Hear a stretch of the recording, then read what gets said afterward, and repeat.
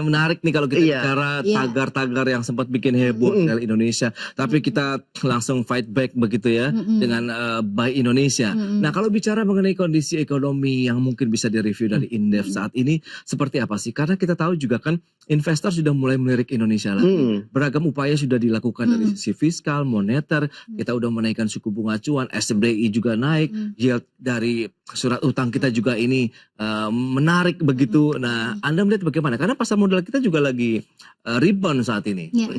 Ya, ini pertanyaan yang sangat menarik ya, Mas Pras dan Mas Momo. Jadi kalau kita bicara prospek untuk kedepannya, prospek ekonomi Indonesia, saya rasa Indonesia kok punya prospek yang sangat bagus ya, gitu. Kenapa? Yang pertama kita punya sumber daya alam yang melimpah. Kita punya masyarakat Indonesia yang luar biasa gitu ya, 280 orang loh. That's a big market gitu loh. Semua negara itu pengen marketnya di Indonesia. Nah kita punya sumber daya alam yang melimpah, kita punya labor, kita punya market yang besar. Jadi saya rasa prospek kedepannya itu luar biasa gitu. Tinggal bagaimana kita mengelola Indonesia ini dengan baik gitu, sehingga nggak hanya Indonesia yang dilirik gitu, bahkan mereka itu yang kayak Cina gitu ya, terus Singapura, Malaysia, mereka juga belajarnya dulu dari Indonesia gitu loh. Itu belajarnya apa itu yang dipelajari dari Indonesia waktu itu? Nah, jadi kalau saya baca ini ya sejarahnya, ada yang namanya Michael Porter. Michael Porter itu terkenal dengan daya saing, kompetitif teori gitu kan.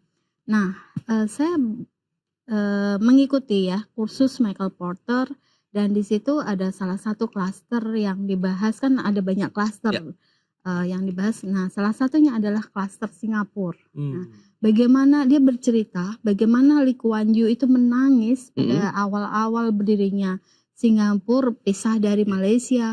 Kemudian kenapa Lee Kuan Yew itu menangis? Karena ya masyarakatnya hanya pedagang. Nah, tidak ada sumber daya alam dan tidak ada sumber daya manusia yang skill labor gitu. Nah, namun demikian Michael Porter dengan membantu ya Lee Kuan Yew mendesain ulang. Nah, pelan-pelan ada beberapa diamond ya. Yang pertama kalau kita bicara supply gitu ya. Sebenarnya Singapura kan sangat terbatas. Singapura tuh kayak kota negara ya nggak? Kita keliling tersesat, saya pernah tersesat di Singapura juga 1 jam nyampe. Jadi kota yang sangat kecil tapi itu satu negara. Nah Singapura itu apa bedanya dengan Batam gitu kan? Nggak ada ya nggak? Dari sisi yang dia punya kan hanya posisi letak geografis yang menguntungkan, di mana semua kapal itu transit di sana. Persilangan lah ya. Iya betul. Terus flight itu juga singgah di sana. Batam juga punya potensi itu. Tetapi sekali lagi ini bagusnya, canggihnya Lee Kuan Yew ya. Polisinya itu dibangun berdasarkan riset. Waktu itu Michael Porter yang salah satunya yang membantu gitu kan. Jadi memetakan supply conditionnya gimana, demand conditionnya gimana, supporting itemnya gimana, infrastrukturnya seperti apa, terus kemudian environment yang harus dibantu bentuk seperti apa kayak gitu. Jadi Malaysia juga belajar dari kita juga. Jadi mereka banyak mengirimkan tenaga pengajarnya untuk sekolah di UGM ya, di UI dan seterusnya. Nah kemudian mereka balik lagi.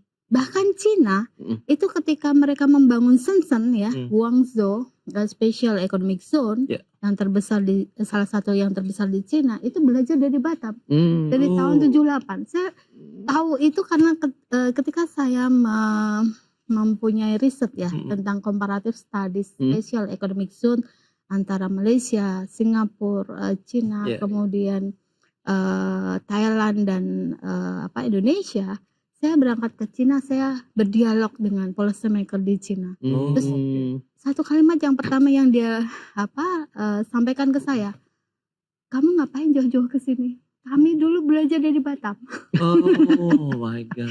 Jadi kalau bicara prospek ekonomi Indonesia, harusnya kita bisa Betul. lebih dari mereka gitu. Nah itu dia, berarti ada satu bottleneck di mana kalau banyak negara belajar ke Indonesia, Iya. pengembangan dari sisi ekonominya ya sampai sekarang maju seperti Malaysia, Singapura, bahkan China. Nah apa yang perlu kita mungkin sampai sekarang nih masih menjadi penghambat begitu kalau bisa dikatakan? Iya, jadi kalau kita simpulkan dari cerita saya tadi adalah mereka itu mengcopy, ya, mengcopy, belajar dari negara-negara lain, ya, tidak sungkan belajar dari Indonesia, belajar dari mana-mana. Dan Cina waktu itu setiap setahun sekali itu dia mengirimkan 1.000 orang sarjananya ke luar negeri.